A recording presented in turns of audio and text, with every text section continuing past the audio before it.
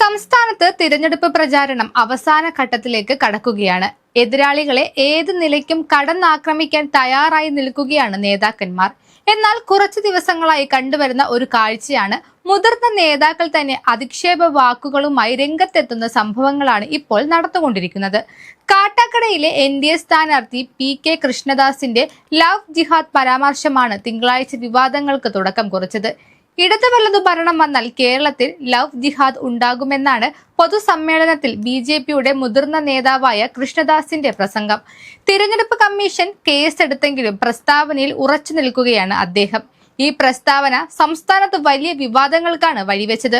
BJPക്ക് അങ്ങനെയൊരു അഭിപ്രായമില്ലെന്ന് പത്രസമ്മേളനത്തിൽ സംസ്ഥാന പ്രസിഡന്റ് രാജീവ് ചന്ദ്രശേഖർ പറഞ്ഞെങ്കിലും ലവ് ജിഹാദ് എന്നൊരു പ്രശ്നമുണ്ടെന്ന് അദ്ദേഹം സമ്മതിച്ചു. മുസ്ലിം ലീഗിന്റെ റിമോട്ട് കൺട്രോളിലാണ് കോൺഗ്രസ്. ഭരണം കിട്ടിയ ലീഗിന് ഉപമുഖ്യമന്ത്രി സ്ഥാനവും 6 മന്ത്രിസ്ഥാനവുമാണ് ഡീൽ. മുസ്ലിം ലീഗ്, ജമാഅത്തെ ഇസ്ലാമി, SDPI ഡീലുണ്ട്. മുസ്ലിം ലീഗ് വർഗീയ പാർട്ടി എന്നതിൽ സംശയമില്ലെന്നും രാജീവ് ചന്ദ്രശേഖർ പറയുകയുണ്ടായി. ഈ തിരഞ്ഞെടുപ്പ് കാലത്ത് വർഗീയത വിഷയമാക്കുന്നത് ഇതാദ്യമല്ല. ഗുരുവായൂരിലെ NDA സ്ഥാനാർത്ഥി B ഗോപാലകൃഷ്ണൻ നടത്തിയ പരാമർശമാണ് ആദ്യത്തെ വിവാദം.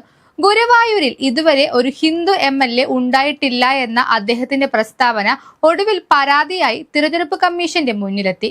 കഴിഞ്ഞ ദിവസം തൃശൂരിലെ എങ്ങണ്ടിയൂരിൽ ടിപ്പു സുൽത്താന്റെ പേരിൽ എന്തിനാണ് റോഡെന്ന് ചോദിച്ചും അദ്ദേഹം വിവാദങ്ങളിൽ നിറഞ്ഞിരുന്നു. സ്വന്തം സമുദായത്തിലെ കുട്ടി എന്ന നിലയിൽ മുസ്ലിം ലീഗ് വോട്ട് പിടിക്കുന്നുവെന്ന് പേരാമ്പ്രയിൽ CPM നടത്തിയ അനൗൺസ്മെന്റും വിവാദ ചുഴിയിൽ വീണു.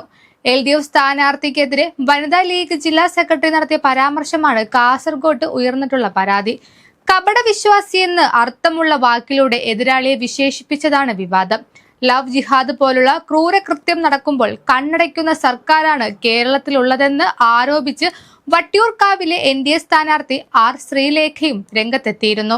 രണ്ട് മുന്നണികളെയും നിയന്ത്രിക്കുക ജമാഅത്തെ ഇസ്ലാമിയും SDPIയും പോലുള്ള പാകിസ്ഥാൻ അനുകൂല ദേശവിരുദ്ധ സംഘടനകളായിരിക്കും. അധികാരം കിട്ടുന്നതോടെ ഇവർ ഹിന്ദു ക്രിസ്ത്യൻ വീടുകളിലെ പെൺകുട്ടികളെ പ്രണയം നടിച്ച് ലവ് ജിഹാദിന്റെ പേരിൽ രാജ്യദ്രോഹ പ്രവർത്തനത്തിന് റിക്രൂട്ട് ചെയ്യുകയാകും കേരളത്തിൽ നടക്കാൻ പോകുന്നത് എന്ന് കാട്ടാക്കടയിലെ NDA സ്ഥാനാർത്ഥി PK കൃഷ്ണദാസ് പൊതുസമ്മേളനത്തിൽ പറഞ്ഞു.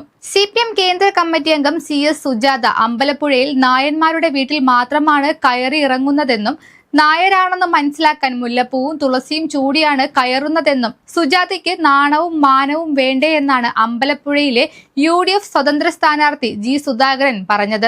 BJP ജയിച്ചാൽ കേരളത്തിലെ കർഷകരുടെ കൃഷിയിടങ്ങളിൽ നിന്നും പടക്കം പൊട്ടും. മറ്റാരെങ്കിലും ജയിച്ചാൽ പടക്കം പൊട്ടുന്നത് പാകിസ്ഥാനിലായിരിക്കും.